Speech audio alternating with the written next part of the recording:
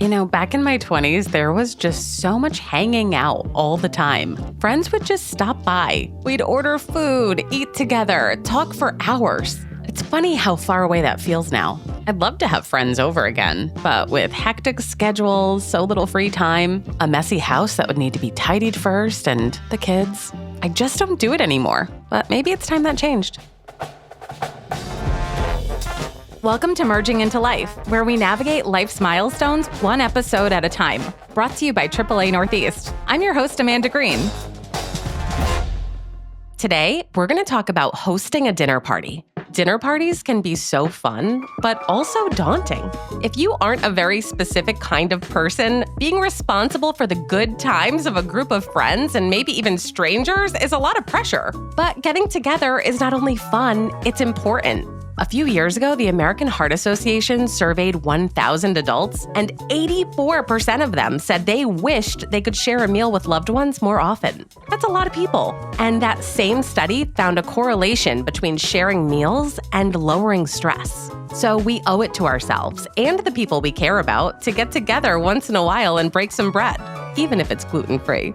But there are a lot of elements to hosting. There's food, drinks, creating ambiance, table settings. But don't worry, have I got a guest for you. A friend of mine asked me, what brings you life and what brings you joy and what are you not doing that you should be doing? And I thought, I guess if I could do anything that I wanted to, I would throw dinner parties. That's Dana Marie Rockmore, founder of the Dinner Party Project. So it really just started as a project of I have a dining room table that seats 8 people and I'll invite 7 strangers over to my house to just share a meal together. For more than 10 years now, Dana Marie has been throwing dinner parties for a living. Behind the scenes, we're taking care of everything. The chefs, the cocktails, setting the table, doing the tablescape, custom floral design, custom bar menu, doing the dishes at the end of the night, making sure that everything is flowing smoothly. We really want people to be connected and to feel connected. And around the dinner table is where we're doing that. I love that. Why do you think people are drawn to this type of experience?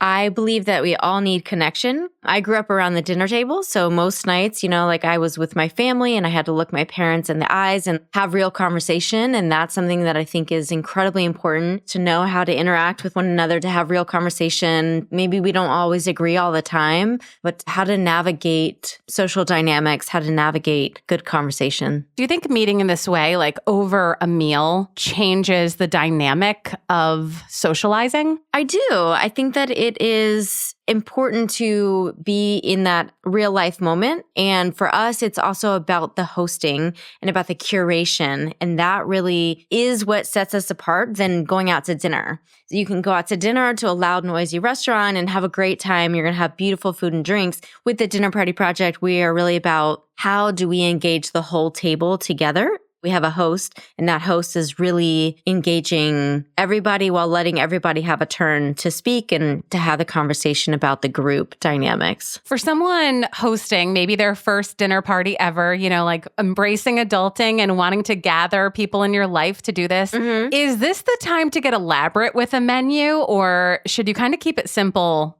and mass appeal? I think maybe your level of what is comfortable to you, and it will also not be perfect. So before I started the Dinner Party Project, I had a birthday party at my house, and I invited probably 18 people or something. And I was doing gnocchi, and I didn't calculate enough, and I didn't have enough food basically for everybody. I mean, I didn't lose any friends, but sometimes it's you just got to start. It's not going to be perfect. Yeah. And sometimes you're going to have smaller portions that you thought you were going to have, but you're having fun and people are together and they're celebrating, and the effort is the biggest part and the invitation around the table is the biggest part. Okay, so how do you plan a menu, especially without breaking the bank? Yeah, I don't think it has to blow your budget. I think that there's great resources out there. Personally, I invest in a cooking app. There's endless recipes on there. There's so many ways of getting inspiration. I think a cheese board, charcuterie board can go a long way of just buying a couple cheeses, a couple fruits. You can really, I think, stretch your budget and create what you want with whatever you're working with. What are your thoughts thoughts on having like a dinner party be a potluck where everyone brings a dish? I love it. I love it. Yes, absolutely. I am for any way that people are gathering together, whether it's like a fancy birthday dinner where you do bring in a chef and you do the whole thing and you ball out, or you're just like, yeah, bring over a dish. With that, sometimes I would say like, know what everyone's bringing so you don't have like 6 sides and like 2 desserts and, no main. But yeah, I think it's the inviting and the hosting is like the main part. And then from there, it's up to you what you want your evening to look like.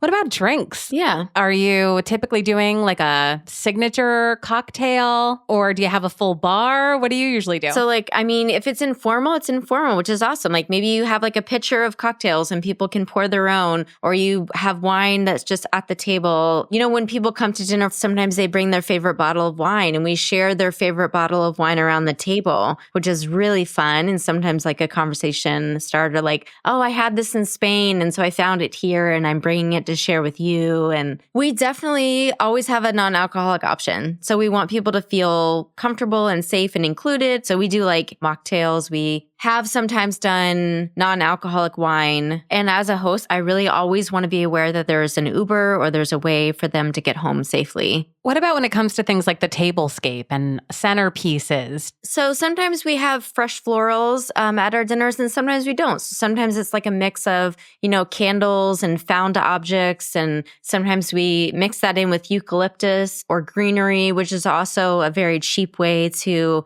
make a tablescape look very full. Sometimes it's like you have cute things around your house that you could get a runner. And then from there, you could just piece together like candles that you have or little found objects or antique things and kind of make it fun.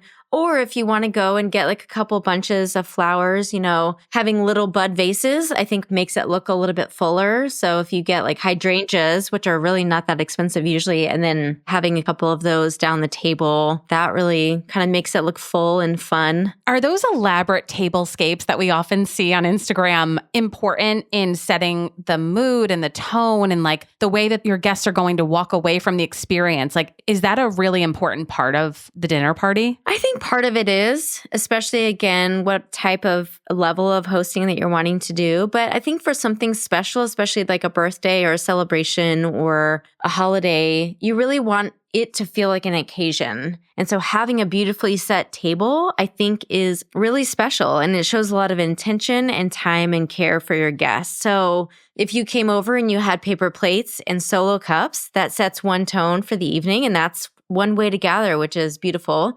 And if you have a table set and you have your good silverware out and your good napkins out, and it shows people, wow, like they really care about me being here at the table. I have to hand wash the silverware. I have to wash these napkins and fold them again. I think it does add a really beautiful element to the dining experience. Extra care, the care and the thought and the planning that went into making it beautiful. People notice those things. So once you have your menu set and your table decorated, it's time to think about invitations. How many people do you invite? I would say no less than 8. And then more than 12, you lose the intimacy around the table. Yeah. I would shoot for maybe 10 because sometimes like somebody can't come at the last minute. So having 8 feels like a really good sized number. That's manageable. How do I decide who to invite? So when I started the Dinner Party Project, I have lived in Orlando for a long time and I know a lot of people casually. Like you go out to events, you chat them up, but you don't really know them that well. I was like, I would like to know these people a little bit more in depth. I also had a lot of really great friendships with deep friends, but a lot of those friends didn't know each other. And so I was like, okay, well, like how do I connect all these people that I kind of know and then meet new people myself? And I thought around a dinner table would be a great place to do so. So I do believe when you're thinking of a guest list, you can think maybe of that nature. Who do I want to know better? Or maybe you want them to bring someone that you don't know. What if the hospitality part of it doesn't really come naturally to someone? Do you have tips about how to keep the conversation flowing and keep everyone comfortable? So we start with introductions, and that's like an easy way to get people talking. So kind of going around doing like a short like intro of themselves. People, for the most part, love talking about themselves. That's a really easy way to get people rolling. We also have really great conversation starters. One of my favorites is like, if you could wake up tomorrow with like a superpower, what would it be? Or if you could enable one thing into law that everybody had to adhere to, what law would you want to enable? So maybe having a couple of those in your back pocket to say, here's a question for the table and I want to hear from everybody. You could talk about music. You could bring up like a film that's popular at the moment, have some of those things maybe written down so it doesn't feel like you will be lost if things get weird or... Yeah. There's always one person in every group that insists on helping when they come to your house. They insist on being in the kitchen, coming in and helping to clean up. Should we be letting them? Yes. I think yes and no. If it's like a more formal sit down, maybe if you have help in that situation, then maybe just gently remind them like, hey, I want you here and I want you engaged. I want like, this is for you. Yeah. If it's more of like a hang, more casual, more fluid, then maybe like if they want to help do the dishes, like, don't kick them out of your kitchen because they want to be a part of that, which is fine. But yeah, I think the more intentional the night with really people being together, like get them out of the kitchen. Like that's not their job. Their job is to be a guest and to be with everybody for the duration of the dinner. You've given a lot of amazing ideas about how to throw a great dinner party, but in your opinion, what are the core most important parts to having a successful, memorable, meaningful dinner party? The first thing, the most important is really to make people feel welcomed. So the hosting element is, addressing people when they come in. For us, we're handing them a cocktail or a mocktail, making sure that people are feeling included. They don't have to be talking. Obviously, everyone's not talking the entire time, but making sure that they're kind of feeling included and feeling known. I think that's the most important key element. And then having enough food, which was my rookie mistake a long time ago. But the atmosphere that you're setting with like the music, the ambiance, the connection. Hey, like if this person, have you met this person? Making sure that everyone feels like they're part of the conversation. I feel like anyone and everyone would want to experience this kind of connection and closeness with their friends and family, but aren't going about hosting dinner parties. What do you think is stopping people from just doing this more often? I think part of it is like being like, okay, I am going to host something. What is a date on the calendar? So it's like picking a date on the calendar and doing it, just jumping in, just being like, okay, on the 7th at 7 p.m., I'm putting this on the calendar. I'm sending out the invitation. So it does take intention, but you're wanting to say, I care about you. I want you in my home. I mean, people aren't going to remember the dirty dishes. They're remembering that you have taken the time and what an honor it is to be invited into someone's home. And I think just starting there, like maybe it's not even a fancy dinner. Maybe it's a potluck. Maybe it's a picnic. There's not a lot of out of pocket for either of those, but people are going to remember that like, wow, Amanda invited me over to her house with like a handful of friends or maybe people that I didn't know. And I got invited and she asked me thoughtful questions. So toss out the idea that it has to be fancy or perfect, I guess, and just gather your people. Like, what is your advice to people to kind of get past the idea that it has to be something perfect and fancy? I think it's the intention behind it, which is being together. And if that is what you want, if that's really what you're wanting for your community and or your friends, then saying like, I'm just going to start somewhere, right? You just have to kind of rip off the Band-Aid and be like, it's not going to be perfect the first time, which is totally fine. And people are really, for the most part, unless the house is on fire, are not really going to remember those details. Like the details mostly that they're going to remember is the atmosphere that you're creating for them and the interest in their life. Invite people in, bring your friends. Like I always love when people bring somebody that I don't know. I'm trying to meet new people. So have intention, put it on the calendar, invite your friends and say, at this time, on this date, would you like to come over? So if it sounds like something that you have even a little bit of interest in doing, just do it. Just do it. Just put it out there and you'll be surprised that like, when I started this, 10 plus years ago, I was like, I don't know if anybody's going to come over. I was like, I'm going to open my home. I have a table for 8 people. I'm just going to open my doors. It wasn't a business idea. It was just like, I just love having people over. I need something new in my life. I think that people will be more responsive than you think in your head. Yeah, I think people are craving community more than ever, and where better to do it than around your dinner table. Really awesome. Dana Marie, you have me inspired. Like, I'm already trying to think, like, who are my 8 people? Like, who should I be planning something special for?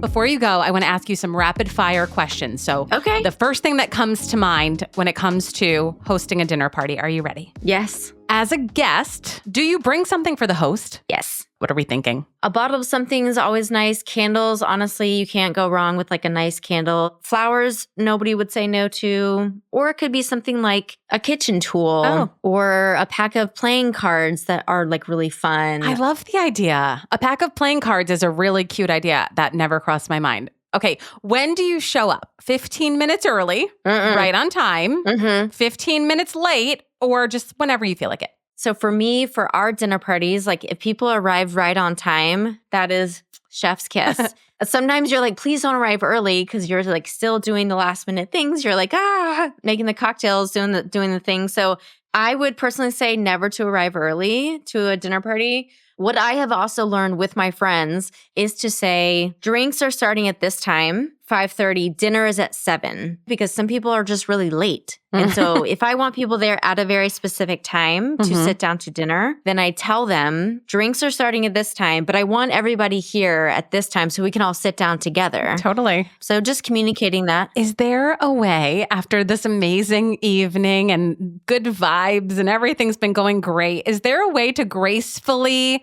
guide people to the door and like signal the night is over? Yeah, absolutely. As the host, you're there to guide the evening. And so you're reading the room, you're reading when it's time to wrap up. If it's time to wrap up for you, then you're just like, oh my gosh, guys, this has been incredible. What a beautiful evening. Like, I'm so glad that you shared this night with me. Like, I love it. I hope we can do this again.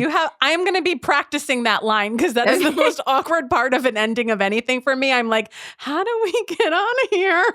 Yeah. So there's like a wrap-up speech, basically. This has been amazing. This has been amazing. I'm so glad that you joined me around my table. What a beautiful night. And then you kind of get up and you kind of like, I think that signals to people that we're heading towards a door or we're heading towards a nightcap, somewhere else or wherever, but you are the host for the night. So this is your dinner.